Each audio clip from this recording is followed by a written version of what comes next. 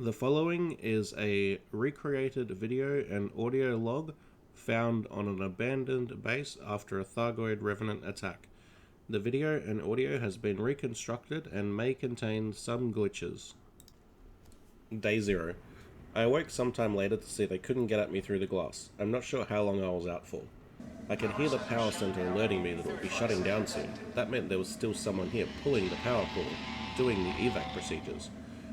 It was standard evac procedure to pull the power cord to protect any data left on site, and also so that the beacons on site would turn off. This usually encouraged commanders to stay away until the base was safe or a support crew came in to repower it.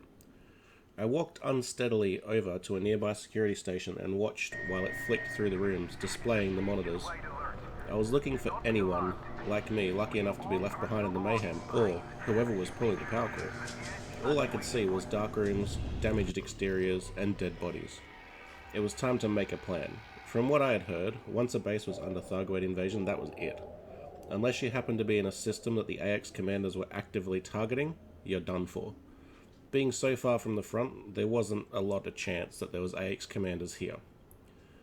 I would need medpacks definitely, which meant crossing over to the medical wing. Easy enough, but without power, most of the med storage areas needed to be cut into. So I'd need to go and get my laser cutter, energy cells for my energy gun to open the doors, and possibly find a dead body to clone the access profile of a level 3, just in case the med containers were locked. I would also need transport, maybe a ship, a fighter, anything to get off planet. Surely something had been left behind somewhere. All the landing pads were empty, I could see them from the windows, but the underground defense hangars might have something. Once again, I would need my tools, energy cells, and possibly access codes, depending on where I went. A weapon would definitely be needed. This means that I'd have to get into the security area or someone's locker. One of the guards would possibly have a personal weapon. Other than that, I would definitely need to get in there for shields, grenades, and information. Maybe I could power up the base and send a message to let them know I'd been left behind, if I could find a power core.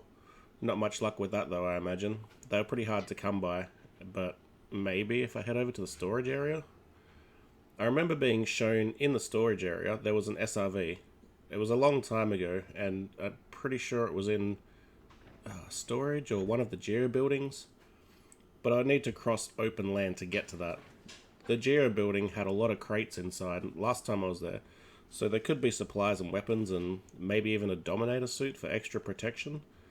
Only problem is the laser cutter isn't compatible with the Dominator suit, so if I swap suits I can't open any doors.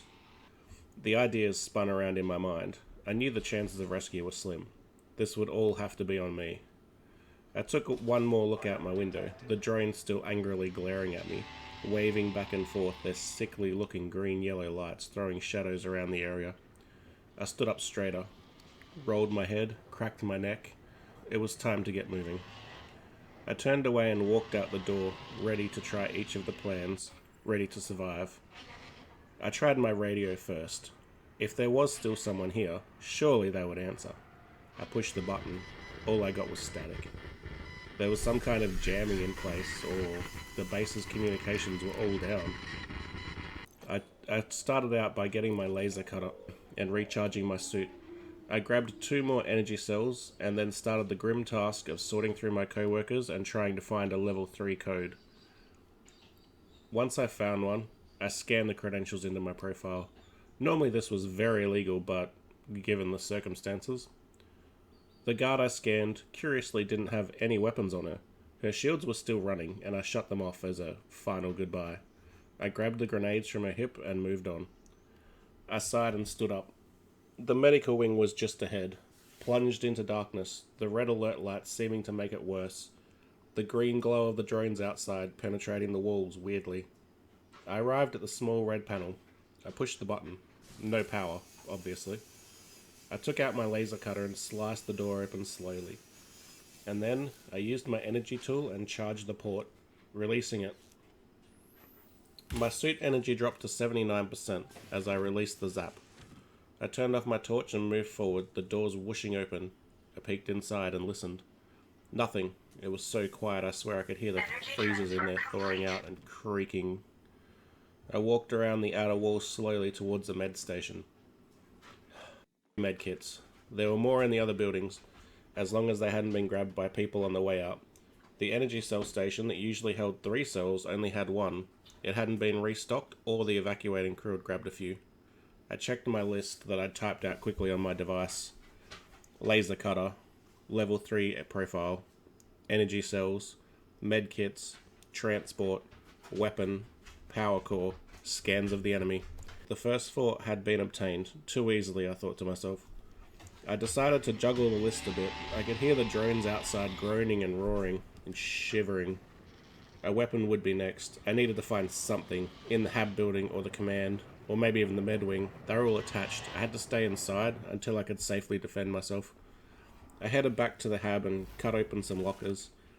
It felt like raiding tombs as I looked at the names on them and cut into my co-workers' lockers, searching their belongings.